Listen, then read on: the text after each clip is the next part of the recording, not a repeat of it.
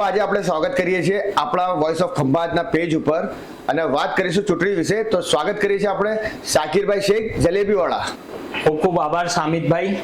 Voice of Khambhat page શરૂ કરીને તમે એક સાચી દિશામાં પગલું ભર્યું છે. હું આપને એના માટે અભિનંદન આપું છું. અને આવી બધી પ્રક્રિયાઓની ખરેખર જરૂર છે સામાજિક જાગૃતતા લાવવા માટે. ત્યારે આપણે જોઈ રહ્યા છીએ સ્થાનિક સ્વરાજની ચૂંટણીનો માહોલ ચાલે છે. આપણે આપવાનો છે વોટ. તો વોટ એટલે શું છે અને વોટની કિંમત એકચ્યુઅલમાં શું હોવી જોઈએ? વોટ એટલે તમારી પાસે રહેલું સૌથી કિંમતી હથિયાર છે. તો તમારે એ લોકોને તમે ઓળખો છો, તમે એ લોકોથી પરિચિત છો, તમને ખબર છે કે કયો નેતા કયો વ્યક્તિ તમારા માટે સારો છે. તો કોઈ પણ જાતના નાત જાતના ભેદભાવ વગર તમે તમારા એક કિંમતી જે હથિયાર તમને સંવિધાને આપેલું છે એ સંવિધાનના આપેલા હથિયારને ઉપયોગ કરવાનો ફક્ત 5 વર્ષમાં તમને એક જ વાર મોકો મળે છે. તો તમે સમજી શકો છો કે એક વર્ષમાં 365 દિવસ હોય, એવી રીતે 5 વર્ષના આપણે હિસાબ ગણીએ તો 2000 કરતા બી વધારે દિવસ હોય. તો મતદાર માટે તો ફક્ત એક જ દિવસ હોય છે. તો તમે સમજી શકો છો કે એ વોટની કિંમત શું હોય છે, એ એક દિવસની કિંમત શું હોય છે.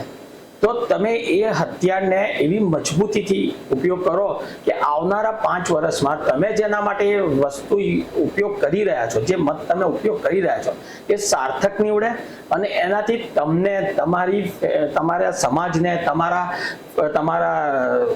તમારી જે જગ્યા તમે રહો છો, તમે જે એરિયામાં રહો છો, એ એરિયામાં તમને એનો ફાયદો મળે.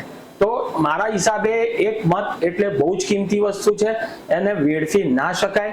એટલે જરૂરથી મતદાન કરો અને મતદાન સાચી દિશામાં કરો. કે અત્યારે જે સ્થાનિક સ્વરાજની જે ચૂંટણી ચાલી રહી છે એની અંદર દરેક પાર્ટીએ ઘણા બધા ફેરફાર કર્યા છે. જેમ કે પરિવર્તન કહેવાય, પરિવર્તનના નામે ઘણા બધા મુદ્દા લઈને આવ્યા છે. તો મારે તમારી જોડે એ વસ્તુ જાણવી છે અને મારી પ્રજા એ જાણવા માંગે છે કે નવા ચહેરા કેમ આવતા હોય, જૂના ચહેરાને કેમ ટકાવી રાખતા હોય, અને એ લોકોને આપણે જ્યારે વોટ આપીએ છીએ તો આપણે કયા હિસાબથી એમની જોડે કોલેબોરેશન કરવું પડે અને આપણે કેવી રીતે એમને વોટ આપીએ. જે રીતે તમે વાત કરી કે ઘણી બધી પાર્ટીઓએ કે નવા ચહેરાઓને તક આપી છે, સાથે સાથે અનુભવી વ્યક્તિઓને બી એમણે મેદાનમાં ઉતાર્યા છે. તો એક આ બહુ સારો સમન્વય છે કે ઉર્જા અને અનુભવ બંનેની જરૂરિયાત છે. અનુભવની વગર ઉર્જા નકામી છે અને ઉર્જા અને અનુભવનો સાથ મળી જાય તો એમાં ઘણો મતલબ ક્રાંતિ લાવી શકાય એવો મતલબ આ સબ્જેક્ટ છે.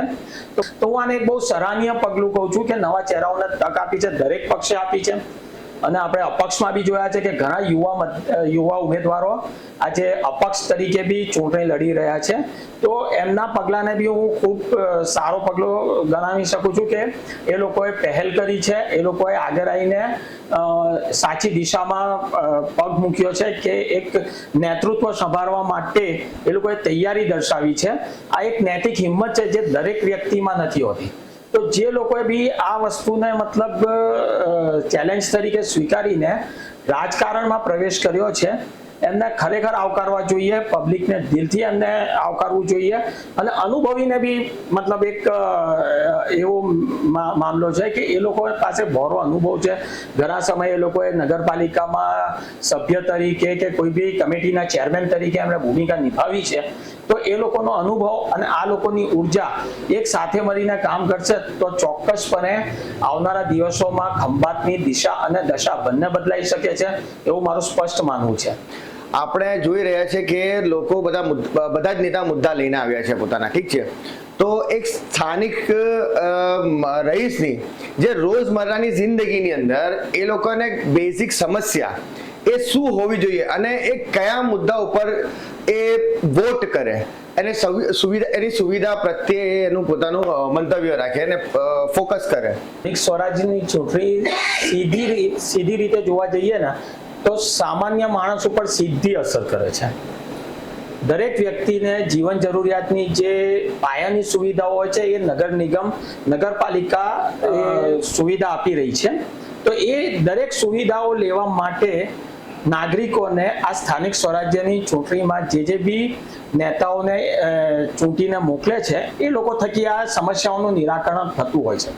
સૌથી પહેલા હું કહીશ કે જે પ્રાથમિક સુવિધાઓ છે જેવું કે પાણી, ગટર, રસ્તા, લાઇટ અને બીજી ઘણી બધી વસ્તુઓ છે કે સાફ સફાઈ છે, કચરા પેટી છે, એવી જે જીવન જરૂરિયાતની રોજની વસ્તુઓ છે ને એ સીધું કનેક્શન નગરપાલિકાથી હોય છે. તો મારું સ્પષ્ટ માનવું છે કે આમાં માણસે સામે ચાલીને આમાં રસ લેવો જોઈએ.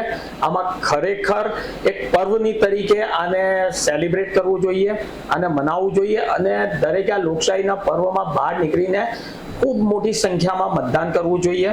અને બીજી વસ્તુ કે જે નગરપાલિકામાંથી જે દાખલાઓ મળે છે કે જે બી મતલબ જરૂરિયાતની વસ્તુઓ છે કે તમે કોઈ બી કાઉન્સિલરના ત્યાં જઈને લખાઈને તમારે જવું પડે છે, તો આ વસ્તુમાં જે હેરાનગતિઓ થતી હોય છે પબ્લિકને, એ હેરાનગતિનું નિવારણ લાવવું જોઈએ. કાઉન્સિલર પોતે નક્કી કરે કે ચૂંટાયા પછી એ પ્રજાના કામોમાં પોતાના કિંમતી સમયમાંથી થોડો સમય ફાળવે અને પ્રજાને હિતકારી થાય એવી દરેક વસ્તુઓમાં એ પોતાનું ધ્યાન રાખે.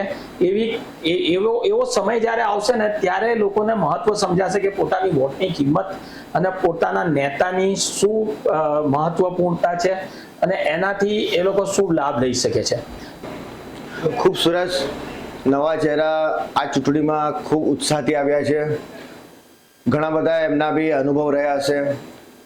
કંઈક કરવા માટે આપણી સાથે આવ્યા છે. તો જે બી નેતા આ નગર નિગમ ચૂંટણીની અંદર જે બી નેતાઓએ જે બી ઉમેદવારોએ પોતાનો ઉમેદવારી નોંધાઈ છે એ ઉમેદવાર તમારા વિસ્તારનો છે, તમારો માણસ છે. એટલે તમારે નક્કી કરવાનો છે કે એ માણસ તમારા માટે કેવો છે. આજે કોઈ માણસ તમારી પાસે આવી રહ્યો છે, તમારી સાથે છે, તો એ તમને કશે ને કશે બહુ સારી રીતના ઓળખતો હોય અને તમે એને કશે ને કશે બહુ સારી રીતના ઓળખતા હો. એટલે નવા ચહેરાને જે તક મળી છે એને જરૂરથી એ પોતે એનું ગેઇન કરે અને સારી દિશામાં સ્થાનિક રહીશો માટે ને ગામ શહેર માટે એ પોતે કામ કરે, સારી રીતના કામ કરે. એ જ મારી એમને બેસ્ટ વિશેષ છે મારી. Thank you.